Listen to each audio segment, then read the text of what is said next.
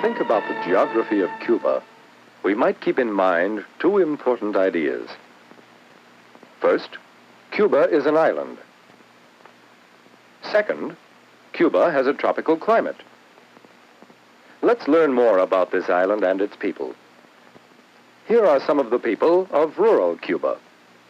There are many different types of Cuban people, including those descended from the original Spanish settlers, those descended from Negro slaves brought to the island, and some descended from various European and West Indies peoples. What relationships can we find between these people and the big island on which they live? The tropical island of Cuba lies in the Caribbean Sea, just south of the United States and east of Mexico. It is only 90 miles from the United States, so near that the affairs of the two countries have always been closely related. Cuba's strategic position puts it on important sea lanes. Here, here, and here. Two of these lanes are gateways to the Panama Canal. Because of its strategic position, Cuba was called the key to the New World by the early Spanish explorers.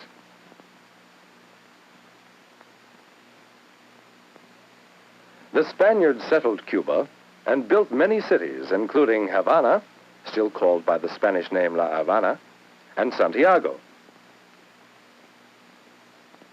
In Santiago, we can see today something of Spanish history in the old buildings and streets.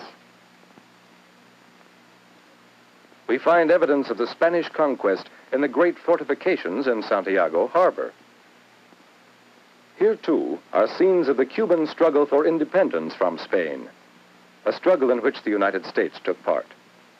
In Santiago Channel, a Spanish fleet was defeated by the United States in 1898. On San Juan Hill, American and Cuban troops won another victory. On the hill today, this memorial represents the combined Cuban and American fight for the island's independence from Spain. And so much of Cuba's history has been influenced by the importance of its island position as key to the New World. One way to see more of Cuba and its people is to go along the Central Highway. It extends from Havana to Santiago, a distance of about 700 miles. Starting in the city of Santiago, we meet more of the Cuban people, people of many different types who make up Cuba's mixed population. Following this bus from Santiago to Habana, we'll see more of the fertile, beautiful island. Here, at the eastern end of the island, are some of Cuba's highest mountains. There are mountains similar to these throughout the length of the island. It is here, in the mountainous region of the eastern end, that many of Cuba's forests and most of its minerals are found. Among the ores mined in eastern Cuba are iron, nickel, copper, and chrome. This mine produces manganese, an ore used in the manufacture of a hard type of steel. Among the many kinds of tropical trees that grow in eastern Cuba is mahogany.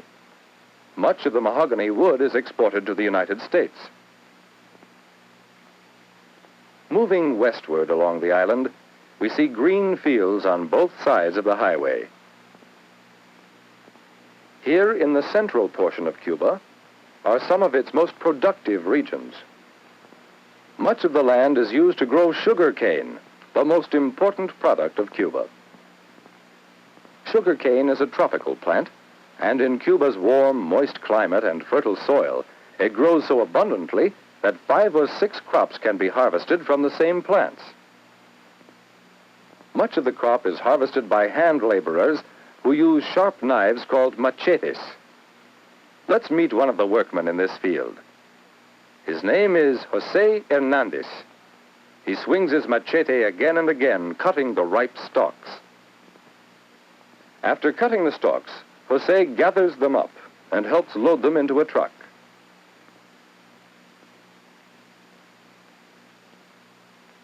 Jose and the other men do not work in the fields during the hottest part of the day. From noon until about 4 o'clock, they go to their homes to rest, or as they say, to take a siesta. Jose and his family live in a simple thatched hut called a bohío. Jose owns a goat and a few ducks and chickens, which his wife cares for. Near the hut are some banana trees that provide fresh fruit for the family. As in most tropical countries, life is easy and pleasant. For the siesta, everyone goes inside the hut to rest.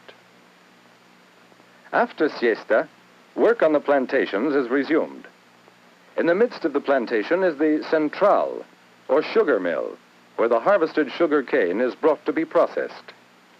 At the central, the cane is pressed, and the juice is changed into raw sugar. In some mills, the raw sugar is further processed into refined sugar. From this single product, sugar, comes most of Cuba's wealth. And where is the sugar sent? Most of it goes to Cuba's close neighbor, the United States. What else does Cuba send us? Let's follow the central highway into the western part of the island to find out. Knowing Cuba's tropical climate, we're not surprised to see fields of pineapples along the highway. Like sugarcane, pineapples thrive in Cuba's fertile soil and year-round warm weather. Much of this tropical fruit is sent to the United States. Another crop which brings wealth to Cuba is tobacco. Certain varieties of tobacco are grown under cloth for protection from the hot sun. Cuban laborers handle the crop through all stages: the growing of the plants, the harvesting of the tobacco leaves, and the final making of cigars.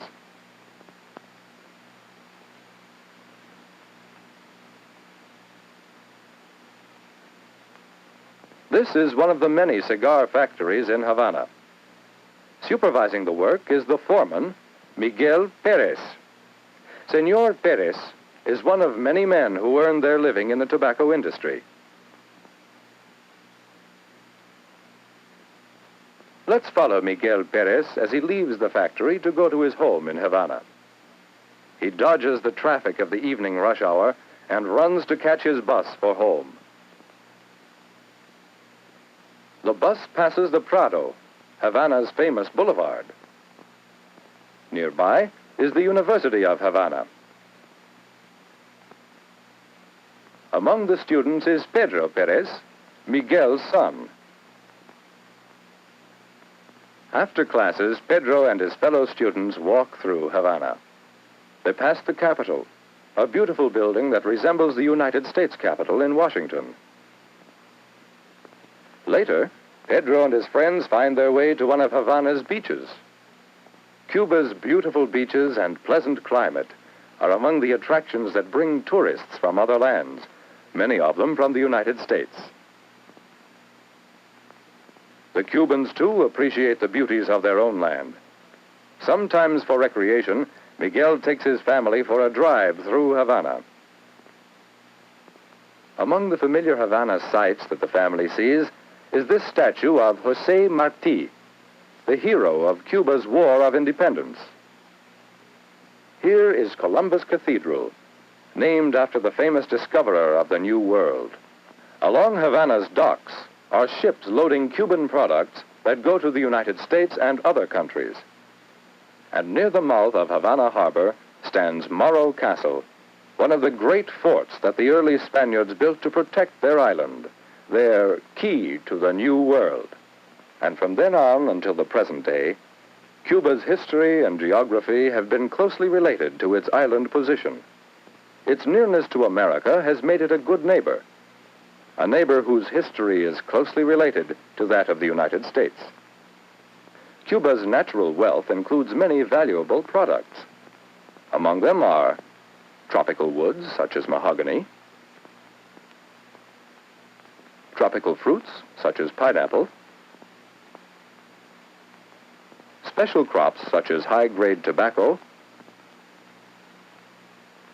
and of course, the most important single product, sugar.